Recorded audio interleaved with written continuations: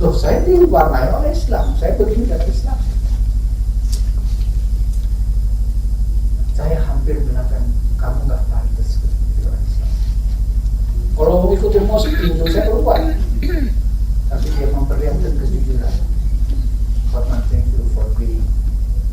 Ya.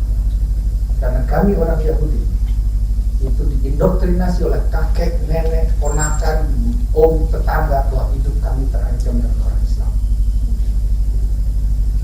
Tapi jangan salahkan kami semua dong. Memang kami sudah diindoktrinasi. Tapi bukankah kalian suka mungkin tinju? Bukan kalau di Arab itu suka sekali. Jadi kami ketakutan. Once I saw you, when I have a good friend of mine orang Pakistan, begitu human. Ternyata orang Islam Tuhan. Yuk kita lihat sisi yang lain. Nah, ini kunci sukses faktor. Kita harus cerdas. Apa saja yang dijajarkan agama itu adalah sesuatu yang membuat kita akan menjadi profesional. Dompet itu apa? Adalah salah satu yang dianggap oleh lembaga di luar negeri profesional. Sehingga Exxon, British Petroleum, Yayasan Buddha dari Hong Kong, kalau ngirim uang tuh dompet itu apa? Bikin sekolah di Padang, mereka nggak mau pemerintah. Karena apa? Karena dia bilang, ini loh yang pintar mengelola dana. Kita, bukankah agama mengatakan, apabila Anda berhadapan dengan uang, tulis, catat. Nggak ada agama lain yang begitu. Kita enggak. Antum udah kasih uang, udah dong, lillahi ta'ala, jangan nanya. Itu kewajiban kita untuk memberitahu.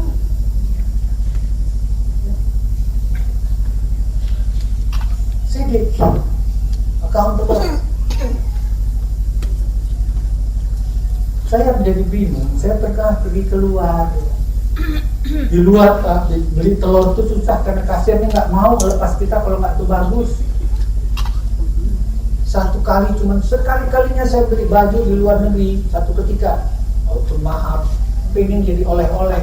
Saya belilah itu jas, biar keren. 3 hari kemudian saya lewat di toko itu sebelah. Saya beli 3 hari yang lalu. Jasnya kok rasanya nggak begitu enak. Kenapa nggak dipulangin? Emang boleh? Dimulai. Kok lucu nanyanya? Ya, tapi saya nggak. Stroke-nya udah hilang. Kamu mau pulangin baju? Aku pulangin stroke. Saya malu. Rasulullah tidak ada dalam sejarah memberi kecewa. Beliau membolehkan 3 minggu. Kalau tidak puas, balikan. Di kampung saya bukan di Bumanda, yang punya warung Pak Haji, ditulis barang yang sudah dibeli tidak boleh dikembalikan. Mudah-mudahan di tempat Anda nggak ada. Tapi rasanya nggak jauh-jauh amat sih. Gimana ini? Gimana? Saya nggak mengagumkan dulu. Saya jadi pikir, kalau itu ada Islam, ada Islami, ada non-Islam. Orang Islam, dia beragama Islam, tapi belum tentu Islami. Karena buktinya, saya tidak jauh dari sini, pergi ke Manggisan, beli duku, dia pegang tasbih, sorbannya tebal sekali, dan mulutnya komat kami. Begitu saya meleng, duku yang busuk ditaruh di luar. Islam enggak? Islam.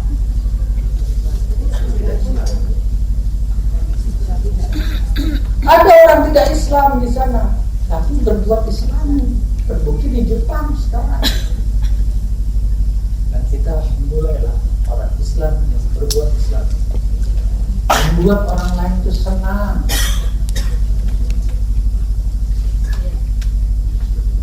Loh, lihat silaturahim penting. Yuk kita menjadi orang yang bisa dipercaya.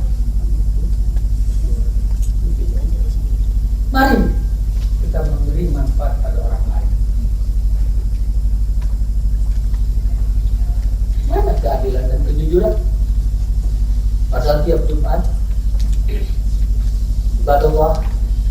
lebih ihsan. Ya, berbuatlah baik kepada siapapun manusia. Setiap minggu loh khotib ngomong gitu.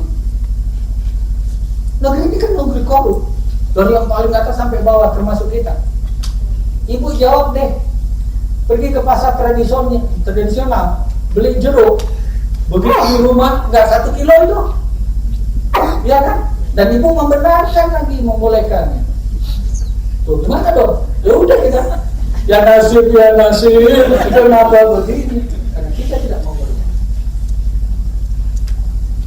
Jadikan diri kita. Pada Tuhan bilang sangat murka orang yang mengurangi takaran. Mau rahmat datang kemari, malaikatnya ogah. Andainya di sini menjadi mambruk, orang sini berubah dalam tabiat,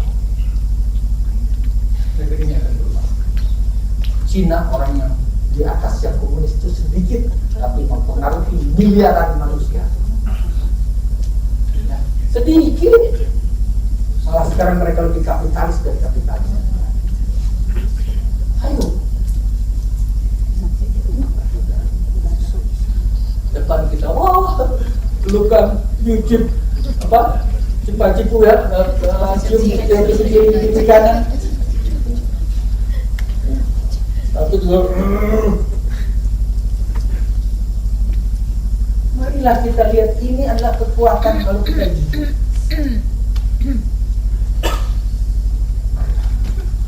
Yuk, lihatkan keagungan Islam. Keagungan Anda pulang dari Baitullah. Auranya terasa karena ngomongnya enak.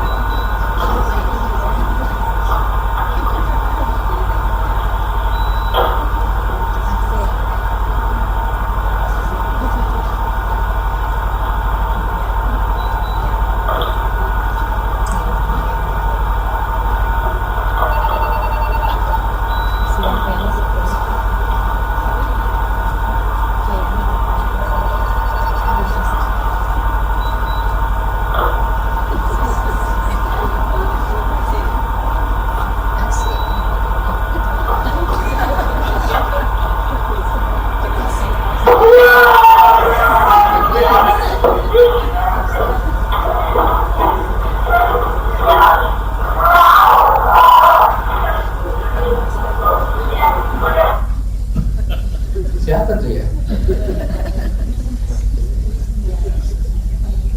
Kenal nggak orang tadi? Oh, ada di sebelah Anda.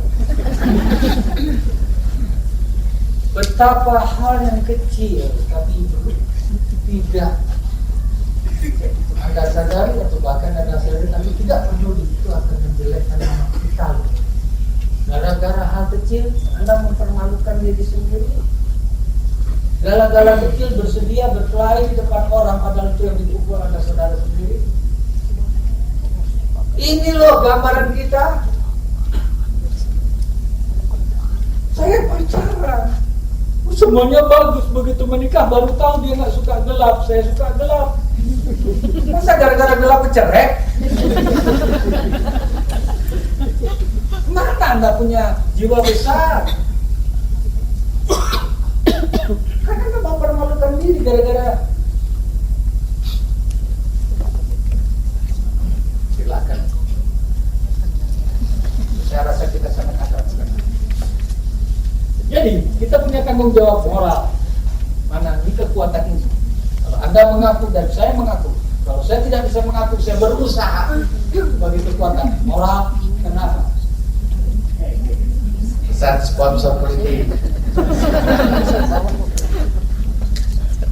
Enggak, ini pernyataan umum.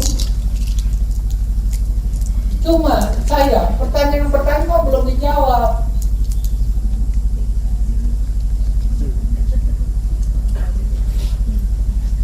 Kita nggak akan bisa.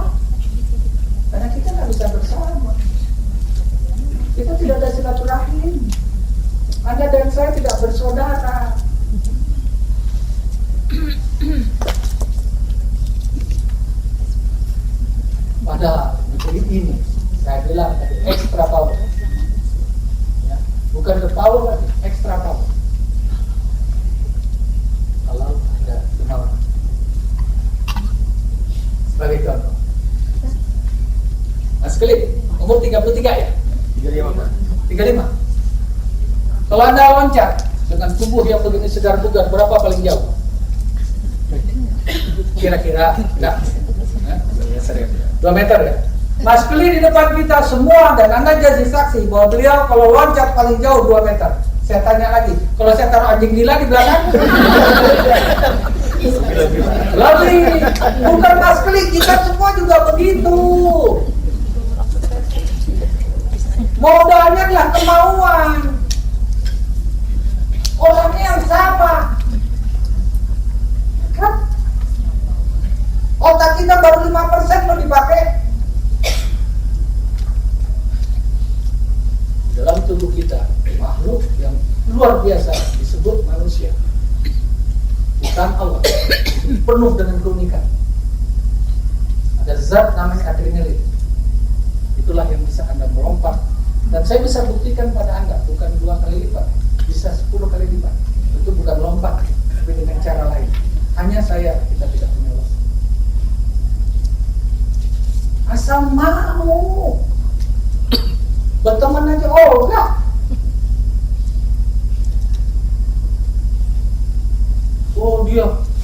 Dia naik hajinya sih. Haji ini haji kaum elit, kita kan orang rakyat. Kenapa sih ngomong gitu? Dia tuh naik haji karena apa? Karena duitnya duit korupsi. Aja. Kita senang lihat orang susah, kita susah lihat orang senang. Gugurkan begitu. Selama Anda masih mengidap penyakit itu, Anda tidak punya kemungkinan untuk maju. Dan tidak mungkin ada extra power. Saya tidak bilang power, tapi extra power. Karena power yang Anda miliki tadi cuma 2 meter. Anda mau nggak punya semua sekarang? Ekstrawanya. Logiknya harus. Mas, bisa baca dari situ? Tolong kenceng, bacanya gimana? Extra power. Enggak, yang ini ya? 1 tambah 1 sama dengan 2. Oke, kalau yang ini? 1 tambah 1 sama dengan 11. Yang kencang, kita putar balik nih. 2, Pak. Oh, udah berubah beda ya. Baca yang kedua gimana?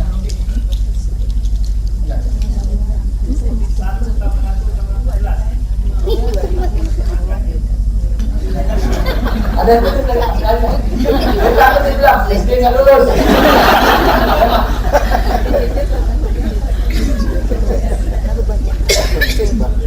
Keluar ini kita jadi selamat. Apa saya nggak pernah selamat lah.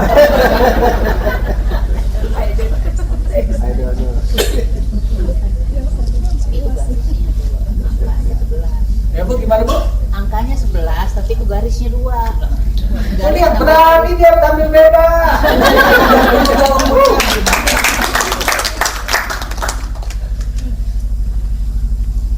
Ini yuk keluar dari kotak. Buka wawasan. 11 emang tulisannya 11. Wah, huruf Romawi kagak ada tuh garisnya. Seorang mahasiswa mengatakan, "Sir, tidak rasional tuh Sir." Nah, rasional? Boleh deh. Kita pakai rasionalan yuk. Dikala saya bujangan, saya pergi ke kelurahan, saya minta kartu penduduk, maka saya bukan kartu penduduk saja yang dikasih, tapi juga dikasih kartu keluarga. Anggota yang tercatat, anggota keluarga di kartu penduduk saya, di kartu keluarga cuma 1 kan, karena bujangan. Tanggal 4, bulan 4, tahun 74. Gara-gara salah telepon masuk dari Chase Manhattan Bank, masuk ke Citibank. Saya ngelihat bendera suara imut-imut, maka saya datangi orang itu. Pada tanggal 4, bulan 4 tahun 74, saya menikah. Saya pergi ke kelurahan, saya dapat kartu penduduk, maka di dalam anggota keluarga, kartu keluarga saya, berapa anggota keluarga saya? Tolong percaya, istri saya itu perempuan. Karena perbedaan itu terjadi interaksi. Anak saya 9, berapa? Yang punya anggota keluarga? Gak bisa dong ya Bu ya. Selalu tahun tadi 11. Iya kan? Anak 9. Buka dong, keluar dari box. Ini haram, ini haram. Betul, tapi jangan berguru di satu tempat saja. Belajar di tempat lain, kata ada ilmu hikmah gitu. Jangan lihat bahwa itu rel kereta api menyatu, tidak. Ilmu hikmah mengatakan rel ini tidak pernah menyatu. Boom, 11. Tapi Indonesia ini tidak mungkin kalau yang engkau di sana, aku di sini. Oleh sebab itu, Vietnam dulu akan dihancurkan oleh Amerika, menghabiskan 60 miliar dolar. Vietnamnya masih ada tuh. Indonesia dihajar sama sekutu, bukan Belanda saja. Dengan hanya Allahu Akbar, bambu runcing, jenderal sekutunya mati kan? Karena apa? Hero, persatuan. Kita dibelah sekarang. Tanpa ada satu peluru, cukup dengan bermusuhan satu sama lain. Mbak.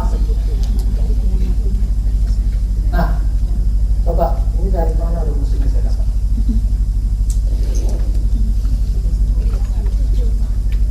Ayo, dari mana saya dapat rumus ini?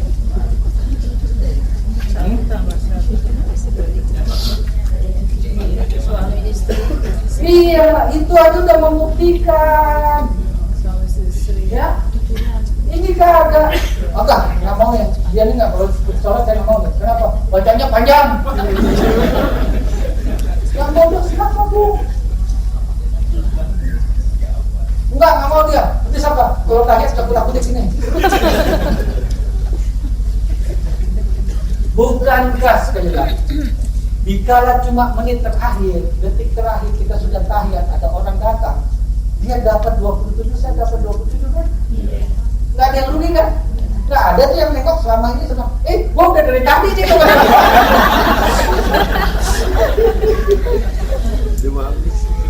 Ini saya yakin Anda ketawa sama kebiasaan.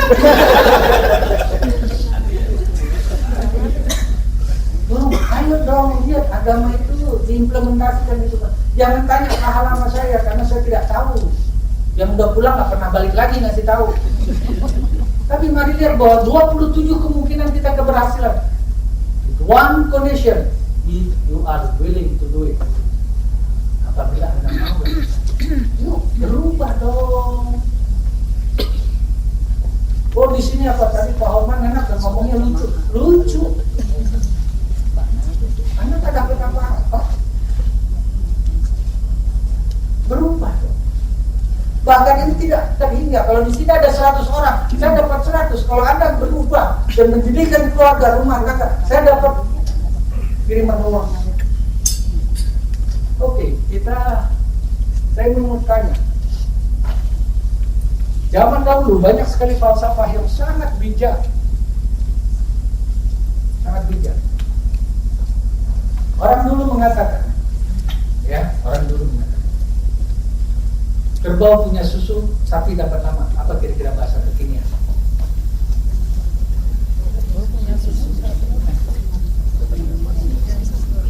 Kerbau punya susu, sapi dapat nama. Apa ayo? Jadi dalam bahasa artinya itu kan bahasa kiasan. Bu, silakan. Tadi saya dengar ya. Anda yang kerja saya dapat pujian. Oke? Setuju terjemahannya gitu? Pertanyaan saya adalah etis apa enggak? Yakin? Bu, etis enggak? Tidak? Benar nih ya? Mas? Etis enggak? Mau enggak sampai di juga? Sama. Siapa yang tadi yang bilang enggak? Etis? Bu, siapa namanya? Bu Trias. Saya besok ke rumah Bu Trias, saya akan ke rumahnya dan saya katakan, alangkah rumahnya rapi, bersih. Apakah Bu Trias akan bilang, Mbok, sini ada orang mau memuji, kira-kira begitu kan? Loh, konsekuen loh. Kan yang kerja si Mbok. Dibayar Mboknya. Sama, lalu ambil. Tuh. Simbo nggak perlu dipuji, dia kalau perlu tepat waktu, perlu dinaikin gajinya, ya kan? Jadi Anda telah memberikan sesuatu orang tidak butuh. Saya tidak mungkin, Bu, kalau saya bilang maaf, mudah-mudahan tidak ria. Kalau dibilang, oh ini orang hebat, dia kaya, dia hebat karena dia tinggi pejabatnya. Saya akan mudah mengatakan, ada orang lebih hebat, ada orang lebih kaya. Tapi kalau ada orang bilang, di rumah tangganya baik, akankah saya mengatakan, enggak, rumah tangga gua amburadul mungkin. Kenapa enggak? Karena itu ada jasa istri, jasa anak, jasa pembantu rumah tangga. So ini Bu, yang tadi 1 tambah 1 sama dengan 27. Malaikat enggak? Enggak. Nenek saya bilang, kalau ada 1000 batang lidi kita akan mudah makan. Tapi 50 batang lidi kita tidak bisa putakan karena ikat. Dan itulah yang dinamakan dengan extra power timbul karena ada silaturahmi.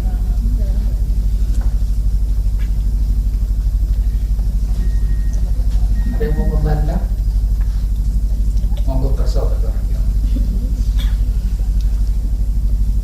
Yuk keluarkan paradigma. Karena kalau saya bersaudara dengan Anda, saya ada juga pengorbanan.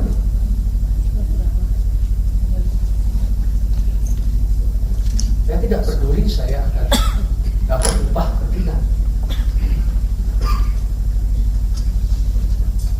Inilah kita. Saya di sini. Saya perlu atasan. Kalau saya bekerja, kalau saya dalam rumah tangga ada orang tua, ada teman sejawat, ada masyarakat, ada bawahan, ada keluarga dan kota lingkaran ini makin banyak. Begitu sulitnya saya berada di situ. Dan Anda juga. Tapi ketahuilah kita akan berhasil kalau kita semua lingkaran ini sangat mendukung pada kita. Tapi kalau Anda tidak percaya, kalau istri saya tidak percaya, sekretaris saya repot, 5 menit ditelepon, Bapak kamu ini siapa sekarang? Umurnya berapa? Rambutnya gimana? Hidungnya gimana? Dari atas bajunya turun berapa senti? Dari bawah naik berapa senti? Repot dong dulu. Nah, ini yang ingin saya sampaikan. Saya akan akhiri dengan satu cerita. Saya belajar bersyukur pada orang cacat. Sahabat saya itu sudah wafat. Badannya tidak lebih dari lutut saya. Pendek. Anak saya mengantarkan ke rumah. Bernama Hendra, umur 42 tahun. Hendra, boleh nggak saya nanya? Boleh nggak saya? Tapi ini menyakitkan. Kalau Anda nggak mau karena terlalu personal, boleh.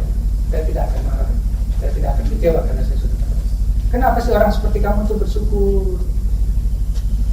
Makan sedikit, badannya kecil, dikasih busana apapun tidak akan berubah penampilan.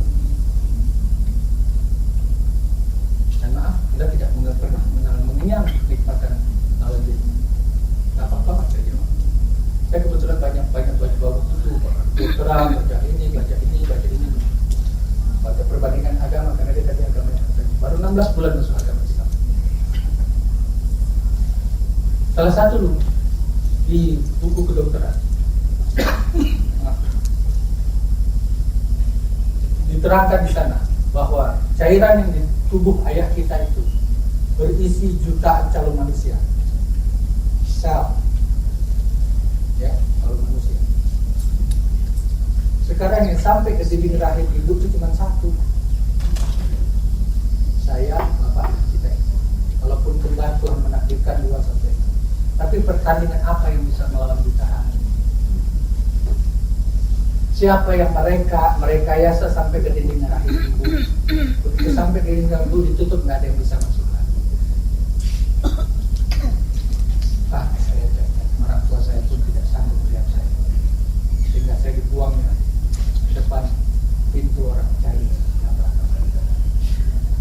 Tetapi Pak, bukankah karena saya sebagai manusia, saya adalah calon penghuni surga?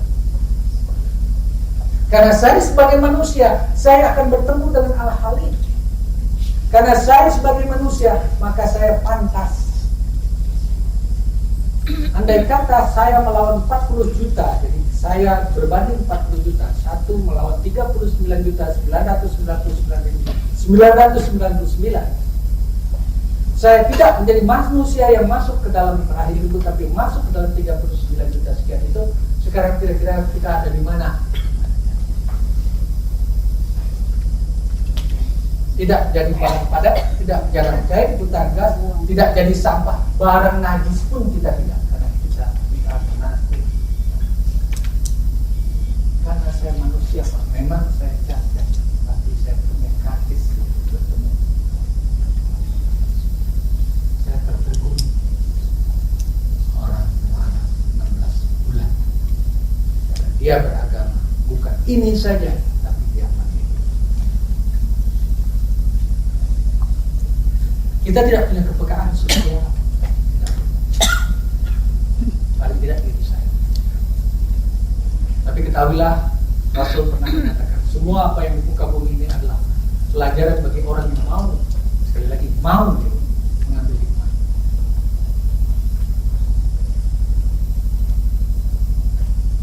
Satu ketika saya dapat pekerjaan yang sangat besar dan saya pikir itu mustahil.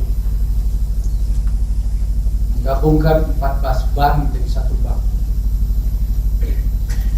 Saking saya tahu bahwa itu begitu berat, saya menambahkan komitmen ibadah dengan berpuasa Senin Kamis.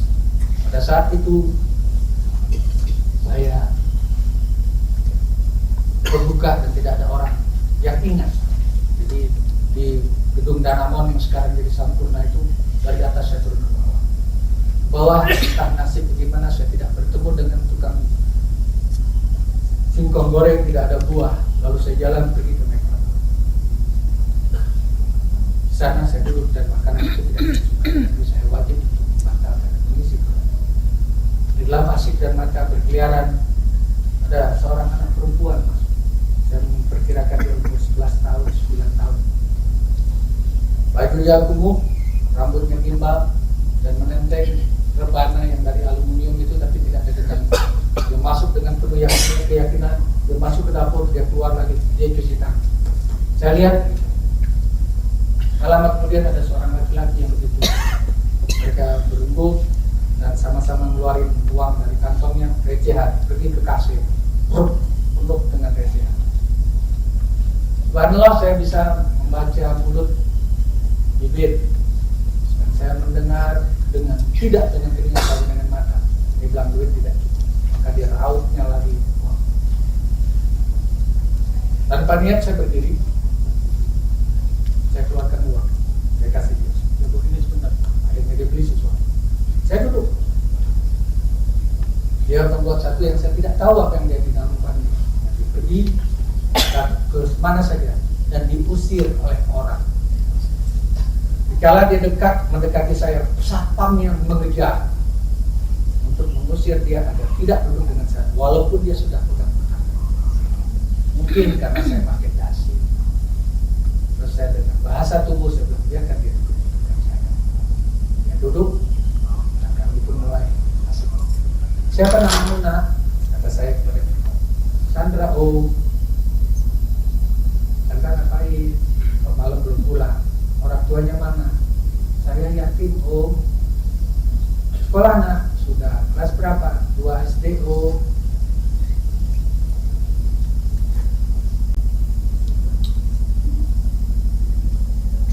Terus yang laki pun mengatakan, saya juga yatim om. Saya kaget, saya sangka dia kakak beradik, karena dia bilang saya juga, berarti dia bukan kakak beradik. Sandra tinggal di mana? saya tinggal di Bekasi Om.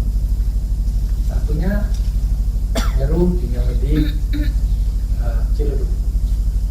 Gimana kalian bisa ketemu tadi ini? Gimana? Tadi Sandra Om dipalak sama yang tua. Semua duit yang ada, yang kertas dirampas. Tuh tinggal recehan. Saya kesian Om, saya belain. Uang saya juga dirampas. Terus kita kemari, tinggal uang recehannya di sana. Untung ada Om. Kita jadi bisa. Orang yang hanya bertemu dalam satu saat yang pendek, dia sudah berbagi.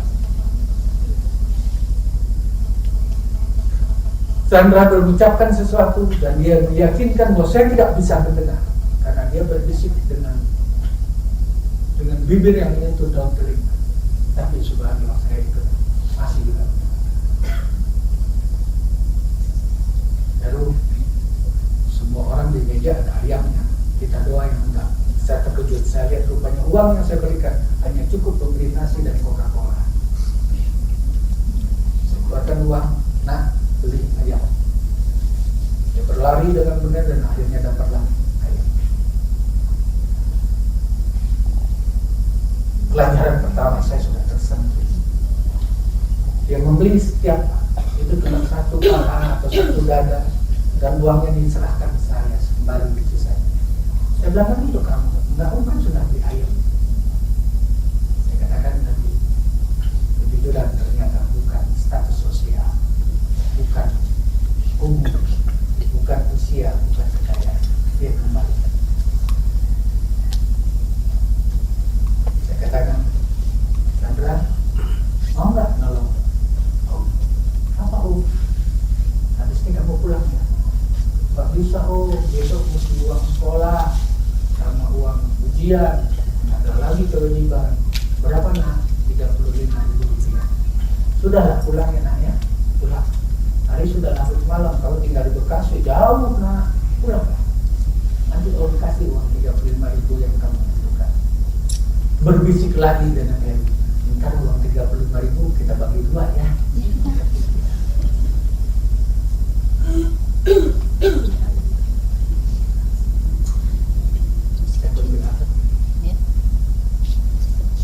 Tidak. Heru pun kasih uang 35.000. Dia bersalaman, dia berpelukan, dia cerita, ayo kita pulang, kita lebih cepat. Masih ada duit sedikit. Dia lari, cuci tangan, saya pun lari. Ucapan ya Allah ya Rabbana, Engkau berikan upah puasaku, Engkau kirim guru kehidupan. Apa arti silaturahmi? Apa arti berbagi? Apa arti ikhlas?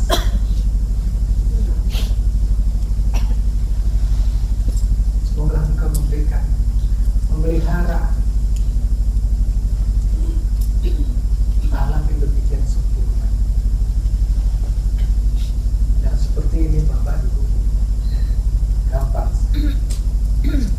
tidak gampang saya lupa. Pengajian, tausiah, melekat.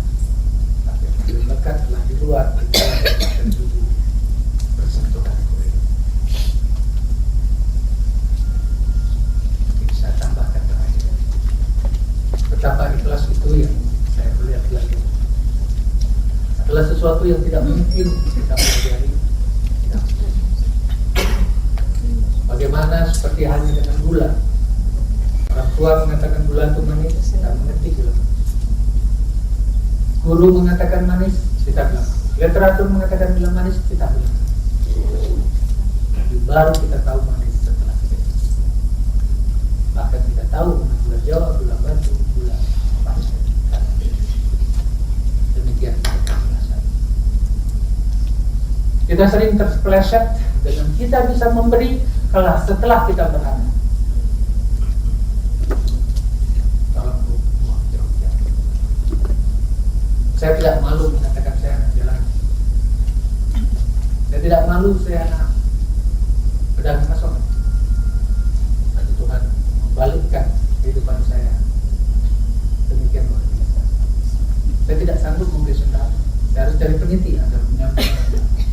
Saya menghemat Rp25 dengan naik kereta api bergelantungan di lokomotif walaupun tidak pernah naik ke atas, hanya untuk menghemat uang yang berdoa. Tuhan membalikkan saya menjadi orang yang sangat populer, saya yang sangat disegani. Saya punya kata ekonomi yang paling punya keahlian. Tidak orang segan. Jarak tidak lagi masalah. Punggung yang dulu tinggal di papan yang keras sekarang sudah bisa tinggal di hotel di New York yang Bung Karno pernah tinggal. Tetapi seyogianya pada saat perubahan itu terjadilah kebahagiaan. Ternyata tidak terjadi, tidak menjadi. Ujian hanya kering biasa. Pada satu ketika di bulan Ramadan saya dipanggil oleh teman-teman, ayo kita ke rumah panti asuhan itu. Saya pergi bukan karena, sekali lagi, bukan karena untuk meningkatkan beribadah, tapi karena punya teman baik sampai bisa apa itu. Orang berbuka, saya berbuka. Orang tahu ya saya cuma nyender di gitu. Orang sholat maghrib, sholat isya, sholat tarawih saya sholat, tapi tetap kering. Sehingga saya lah terakhir keluar dari sholat. Masih terbayang dari saya bulan purnama yang penuh.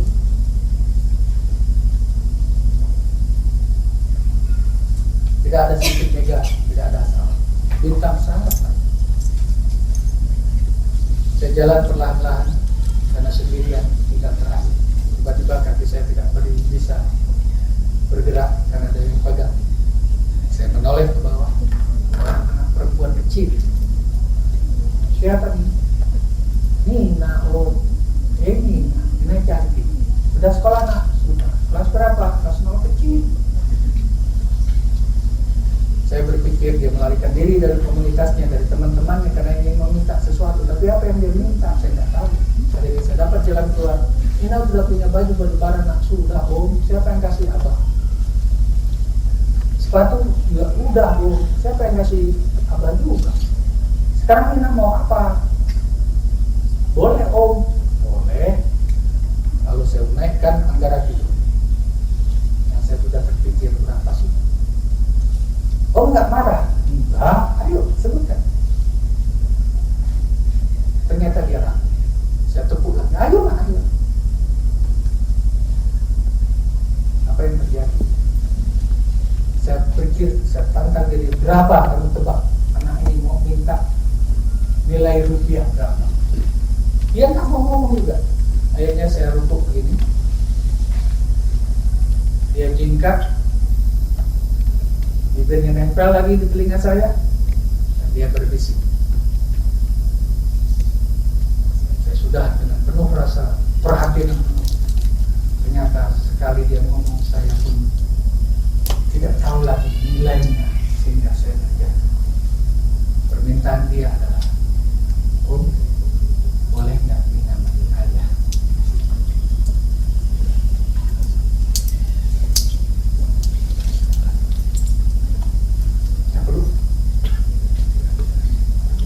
Cumi rambutnya, cumi dahinya, cumi giginya, cumi telinganya sambil bersih. Nina, pulang ya. Terserah. Bulan rasa bergerak mendekat, bintang bertambah banyak. Ada saya keyakinan bahwa kami tidak berdua.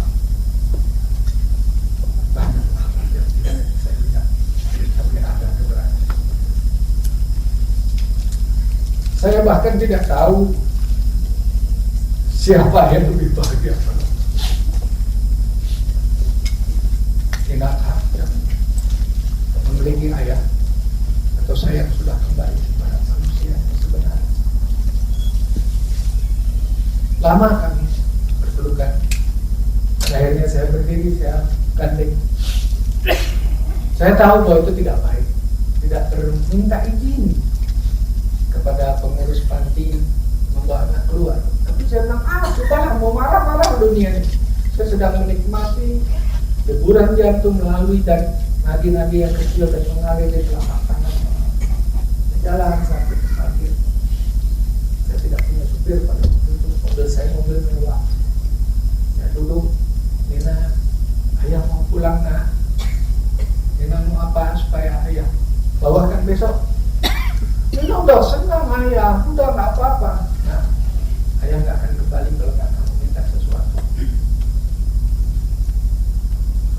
Mesti ya, mesti. Tapi ayah ya marah ya. Enggak ada repot. Dan saya sudah dalam hati saya, inilah ongkos kehidupan saya. Berapapun yang harus saya keluarkan, saya keluarkan. Bahkan saya keluarkan dompet saya dengan memakai bahasa anak-anak, karena waktu itu tidak ada kartu kredit. Lihat nak, ayah punya duit banyak nih. Minta klarinet, minta sepatu roda, minta apa aja, ayah belikan besok. Minta radio, ayah. Ternyata dia meminta yang saya tidak suka. Ayah besok bawain foto. Foto siapa nak? Foto ayah, foto ibu, foto kakak-kakak. Buat apa? Kebetulan saya nadai sangat tinggi. Bawa ke sekolah. Pasti lihat teman. Tidak punya ayah. Tidak punya ibu. Marilah kita jangan menjadi orang yang gagal. Dan mudah-mudahan Allah mengampuni saya. Billahi taufiq wal hidayah. Assalamualaikum warahmatullahi wabarakatuh.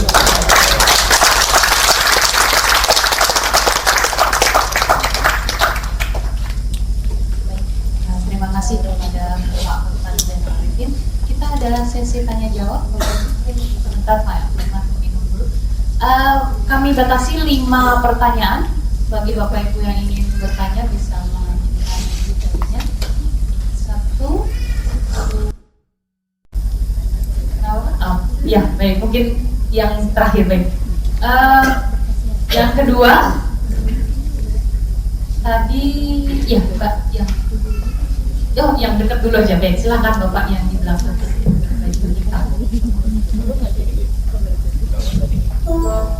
Assalamualaikum warahmatullahi wabarakatuh. Waalaikumsalam. Mungkin pernyataan dulu kali Pak sebelum pertanyaan. Namanya dulu. Nama saya Saiful Anwar. Pertama pernyataannya Pak, mohon doakan kami. Semoga kami bisa berbuat sama seperti Bapak, atau bahkan lebih. Oke, pertanyaannya gini Pak, seberapa besar pengaruh hikmah dalam kehidupan Bapak dalam membangun hati saya Bapak orang sukses insya Allah. Jadi seberapa besar Pak pengaruh sisi hikmah dari kejadian-kejadian? Karena alhamdulillah saya sering juga melihat salah satu tayang sinetron di TV yang seringkali menyatakan ada rahasia di balik rahasia. Apakah kenyataan atau pernyataan ada rahasia di balik rahasia itu sama halnya dengan yang dimaksud hikmah dari Bapak sendiri? Jadi untuk itu saya mohon penjelasannya Pak. Terima kasih atas untuk waktunya saya bertanya. Assalamualaikum warahmatullahi wabarakatuh. Waalaikumsalam. Yang ketiga tadi sebelah kanan. Saya ingin tanyakan Pak. Yang pertama, menurut Bapak, bagaimana cara merubah paradigma yang selama ini sudah terbentuk? Cara merubah yang paling sederhana itu seperti apa? Kemudian yang kedua, dari sekian paparan tadi mengenai bangsa Indonesia, apakah masih ada hal positif dari Indonesia ini yang bisa kita pertahankan atau bahkan kita tingkatkan lagi? Terima kasih. Assalamualaikum warahmatullahi wabarakatuh. Saya yang mengungkapkan rasa syukur saya, alhamdulillah saya bisa bertemu lagi dengan Pak Hotman setelah 15 tahun saya tidak bertemu. Saya pernah bertemu Pak Hotman di rumah Pak Hotman tahun 93, dan saya sudah dengar kisah Yes or No tadi di rumah Pak Hotman. Alhamdulillah saya bersyukur dan saya mengikuti beberapa kisah Pak Hotman di beberapa majalah yang dimuat. Alhamdulillah sekali lagi saya bisa bersyukur kepada Allah Subhanahu wa taala hari ini saya bisa bertemu dan mudah-mudahan pada hari berikutnya bisa bersilaturahmi kepada Pak Hotman. Yang ingin saya pertanyakan ada Lutfi, nama saya Lutfi. Kebetulan waktu itu saya di Darun Najah, Pak. Yang ingin saya pertanyakan adalah tadi ada kita itu kan selalu sering mengikuti kebiasaan-kebiasaan. Nah, mungkin tidak jauh berbeda dengan pertanyaan sebelumnya. Apa yang harus kita lakukan untuk kita lebih banyak mengikuti, menjadikan kebenaran, membiasakan melakukan kebenaran? Mungkin itu saja yang saya tanyakan. Demikian. Assalamualaikum warahmatullahi wabarakatuh. Salam. Terima kasih Pak.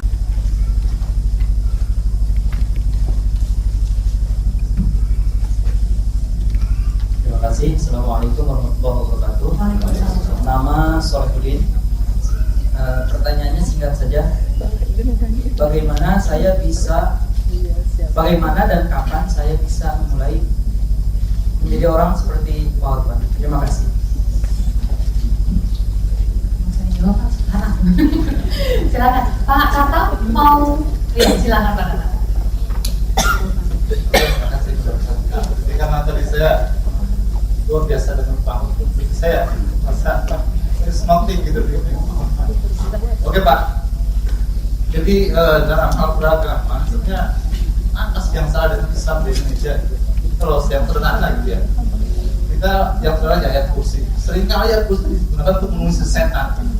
Padahal kan di ayat kursi itu luar biasa isinya. Dan kalau kita tahu ayat kursi, kalau itu nggak bisa namanya korupsi. Nggak, namanya kita di toilet itu kotor-kotoran. Mohon maaf Pak, tempat yang paling kotor di masjid adalah toilet masjid. Nggak ada tercerminkan bahwa Islam itu bersih. Nggak ada sama sekali masjid kita, mohon maaf Pak. Tapi itulah saya sudah ngerti dengan ada apa sih dengan pengajaran agama di Indonesia ini. Itu aja Pak. Terima kasih Pak Kata.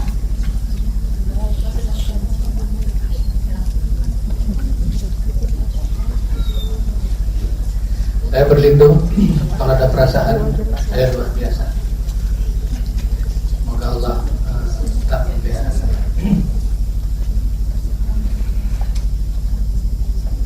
Saya katakan tadi bahwa setiap apapun yang ada di muka bumi ini adalah pelajaran bagi yang siapa saja, bagi siapa saja. Saya bilang tadi, saya belajar dari seorang makhluk. Mungkin nggak kasih lanjutan. Lanjutannya adalah kala anak-anak saya bertanya, Om Hendra gimana sholatnya? Karena melihat fisiknya di atas kursi roda. Dan saya akan mencegah, tapi saya tidak pernah melarang anak saya. Jadi saya harus konsekuen. Dan dijawab oleh Hendra, yang ditanya bagaimana saya sholat, di mana saya sholat, di mana Om? Di kamar mandi. Kami semua terkejut. Karena siapapun tahu bahwa toilet tidak pantas untuk memberikan sholat. Saya bilang hampir 45 tahun saya dibesarkan oleh keluarga Chinese yang beragama. Dia memberikan kebebasan saya untuk beragama. Dan saya tanya dulu, boleh nggak saya masuk agama Islam? Mami saya bilang silakan karena abinya udah Allah. Silakan. Walaupun dia mengatakan Islam silakan, saya tahu dengan pasti bahwa hatinya terluka karena tidak satu barisan. Saya tidak mengizinkan ibu saya terluka. Kalau saya sholat di kamar, kemungkinan mami saya datang dan lihat saya sholat. Biasa. Walaupun dia tidak marah.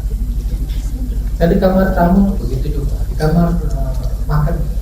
Satu-satunya yang dia tidak lihatlah di kamar mandi, dan saya menjaga. Najis. Buat saya luar biasa. Dia beragama dengan hati. Kita boleh berdebat apapun, tapi dia berbicara. Dan itu ditegaskan lagi di kalangan Hendra. Saya banyak anak di rumah, ada anak yang tidak tahu orang tuanya. besar ya Pak, Evi mau tahu Mama Evi kemana udah.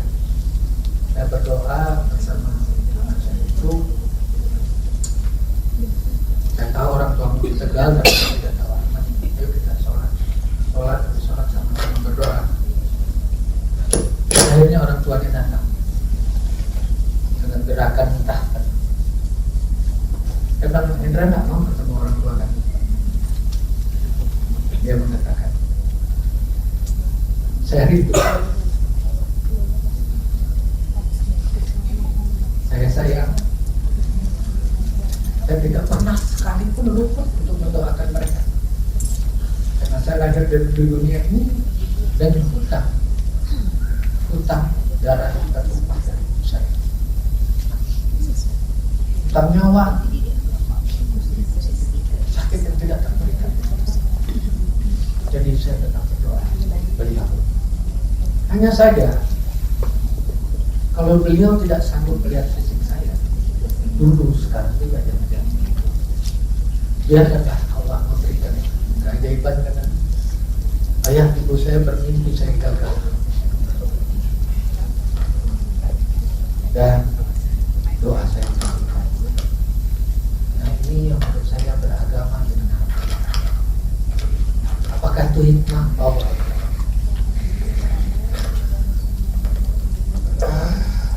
dia bagaimana merubah paradigma?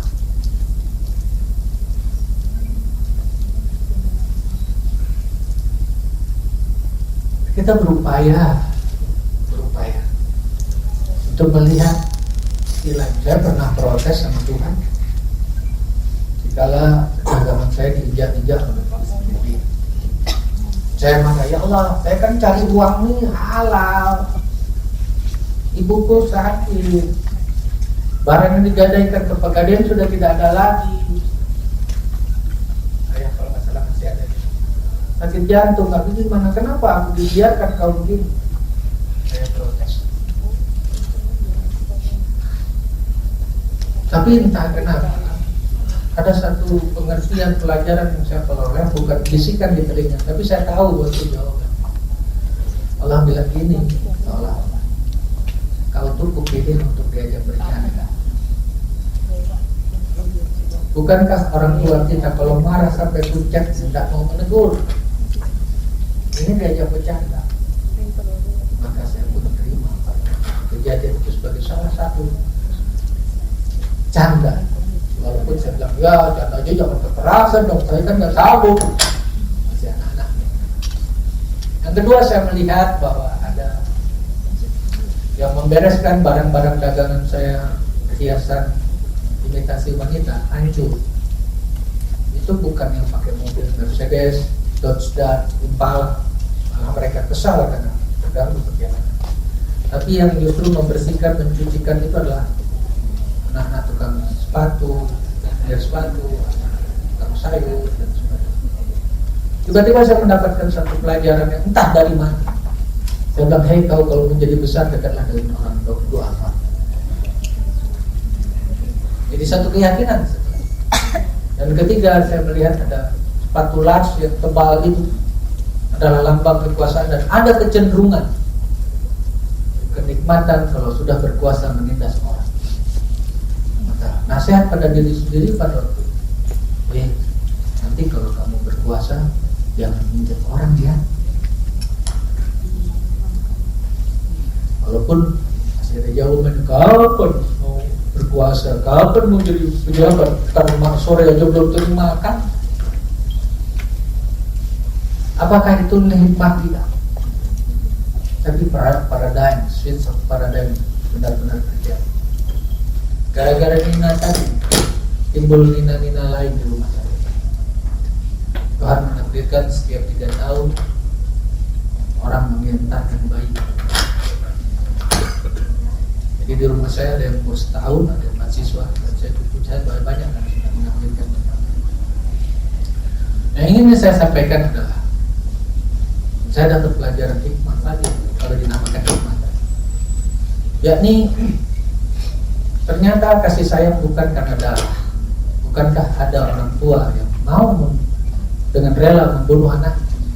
Bukankah ada anak mau membunuh orang tua karena warisan? Saya ada anak yang dibuang. Saya punya 3 anak idiot. Dan lucu, satu dibuang di bus orang terkena. Dia tidak bisa bicara, dia tidak bisa ngomong. Tapi dikala berdoa, saya tahu doanya apa gitu. Dan saya menambahkan dengan doa saya, ya Allah, yang aku tidak dengar apa doanya, hendaknya Engkau kabulkan, karena saya tahu dia doanya apa. Orang yang idiot ini, saya kadang-kadang bergurau. Siapa nama anakmu? Emaknya siapa namanya? Yuyun Pak. Bapak Ridwan. Bapak namanya Ridwan, nanti aku tusuk ya. Jangan Pak, nanti mati. Ternyata yang sudah diperlakukan pun dia dengan bahasa itu yang saya mengerti.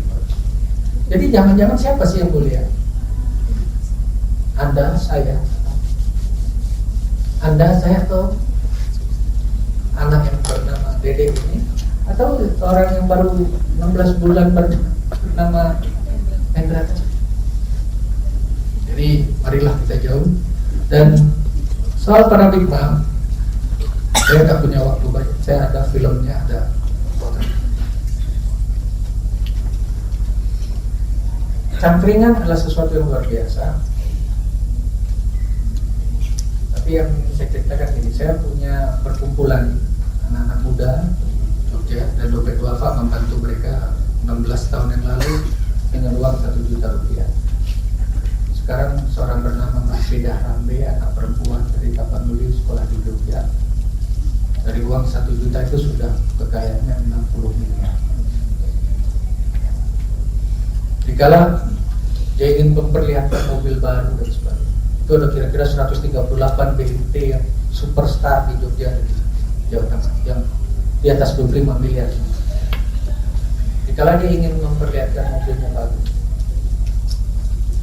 saya jalan, dia bilang, tunggu, stop. Mobilnya itu masih bagus, masih plastiknya belum dibuang. Ingin dia memberikan kesempatan saya nuansa. Ini urusan akhirat nih. Biasa gitu. Apa? Saya sebutkan tadi yang hadis kursi tadi. Sudah siapkah kita dengan jawaban? Apabila terjadi Tuhan itu kita tidak menolong. Saya tuduh ada orang bugil, cuma hanya tali dan sebesar sapu tangan menutupi barang kita. Anak-anak tahu dengan ngomong itu loncat semua. Ada yang beri baju dalam, batik, dasar. Tapi kelamaan, jalan hilang. Mana apa itu?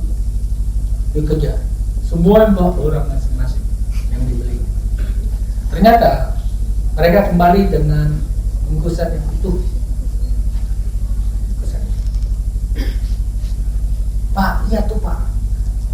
Bapak Nurul kita ini udah ikhlas, Pak. Berarti wallahi mau kita ikhlas. Tapi kenapa kita mau bersedekah nggak terjadi? Apa hikmahnya? Kayak beliau punya. Apa sih pelajaran yang kita dapat? Ada sih. Kalian menganggap karena kalian mampu, kalian punya kesanggupan, punya harta, kalian bisa bersedekah. Iya kan? Iya. Kalian lupa bersedekah pun kalau Tuhan tidak memberikan kesempatan, tidak bisa. Jangan kali presiden aja mau kasih dia, kalau dia nggak mau, apa katanya tadi? Orang yang sakit jiwa ini mengatakan, jangan kasihani saya, sampean yang mesti dikasihani, karena saya tidak pakai baju nggak masuk angin, sampean masuk angin. Saya bilang, yang gila siapa sih? Jadi ada satu hal yang kita sering lupa, bahwa kesempatan datangnya dari Allah. Jangan sombong, punya uang pasti bisa, nggak bisa. Jangan sombong karena pintar, jangan sombong karena kuasa. Jadi lakukanlah itu dengan orang Indonesia itu hebat. Jadi mari kita, karena Anda bisa enggak, dunianya lain, role-nya lain, generasinya lain. Tapi Anda bisa mendorong suatu sejarah yang demikian hebat versi Anda. Kemarin saya ketemu dengan anak forum Indonesia Muda, anak-anak terbaik, mahasiswa terbaik seluruh Indonesia. Pak, gimana Pak yang di atas ini nggak beres Pak? Jadi kita gini, loh kenapa ngurusin yang di atas? Jangan mencontoh dong. Create your own history. Bikin legacy, saya bilang, bikin sejarah. Bikin salah aja takut. Mau bikin kesalahan salah sama orang generasi dulu. Bodoh bikin kesalahan nggak kreatif, saya bilang. Create your own mistakes, saya bilang. Apalagi kalau berubah. Yang salah aja saya bilang kamu berprestasi karena udah beda. Jadi mari lakukan dan Anda punya. Kapan Anda lakukan? Kalau saya as of yesterday, bukan right now, as of yesterday. Dunia ini hidupnya aneh. Saya kan usia begini gimana mau kerja, nggak ada orang mau terima. Sekali lagi tolong jangan diterjemahkan kesombongan, kepongahan. Saya bukan dokter, tapi saya konsultan di rumah sakit. Saya bukan politikus, saya diminta bicara di KPU, Komisi Pemilihan Umum. Saya disuruh bicara di Mahkamah Agung. Saya kadang-kadang ngaca, siapa sih ini orang? Tapi begitu ada kesempatan, grab it, ambil. Bismillah. Ternyata saya di KPU kerja, saya cuma marah-marah. Tapi kalau kalian tahu ini, bangsanya hancur karena kalian. Tepuk tangan. Bego juga. Marah saya. Karena kalau saya berdosa saya sama Tuhan. Kalau Anda berdosa, Anda mengangkut dosa-dosa 230-an rakyat Indonesia yang nasibnya gara-gara Anda. Dimarahin senang. Bilang syukurlah. Jadi sekali lagi, bukan kapan, today, tomorrow dan sebagainya. As of yesterday, harus dari kemarin. Jadi saya kira ya, ayo kita mulai dari yang kecil. Kalau saya memakai ini supaya kedengaran akademik, ya. Think big, berpikirlah besar. Start small, yang kecil-kecil. Ya, kebiasaan apa? Kecil-kecil. Yuk kita berhenti ngerokok. Bisa ya. Karena berhenti ngerokok. Karena paru-paru Anda, saya jadi contoh. Saya nggak usah buka baju, bahwa setengah badan saya jadi robek. Ya kan? Yuk berhenti ngerokok. Oh, kapan? Right now. Sekarang juga. Saya kira gitu. Nanti ada yang marah lagi sama saya di belakang nggak? Betul, sekali lagi bukan orang yang luar biasa saya. Mungkin kelebihannya atau adalah saya memanfaatkan setiap kesempatan dan Anda punya kesempatan. Jangan salahin Tuhan. Hanya pembicara.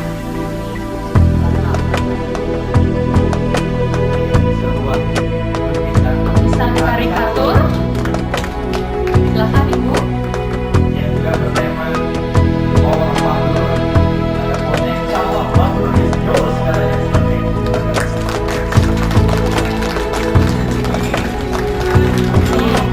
Mungkin foto bersama sekalian Bapak Ibu. Bapak.